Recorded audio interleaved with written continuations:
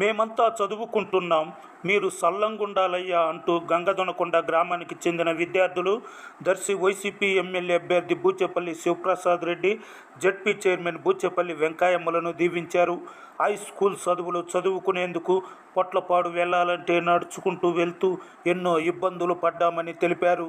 జగన్ మామయ్య చదువుకునేందుకు అన్ని సౌకర్యాలు కల్పిస్తే మా శివమామయ్య మా ఊరికి బస్సును నడిపి మా జీవితాల్లో వెలుగులు నింపారని ఆనందం వ్యక్తం చేస్తూ విద్యార్థులంతా కోలాటం ప్రదర్శిస్తూ బూచేపల్లి శివప్రసాద్ రెడ్డి, జడ్పీ చైర్మన్ వెంకయ్యమ్మలకు ఘన స్వాగతం పలికారు.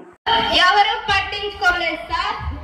మా కాదని మా నాన్నగారు సుబ్బయ్య సార్, మా నాన్నగారు ప్రెసిడెంట్ గారికి చెప్పడం జరిగింది.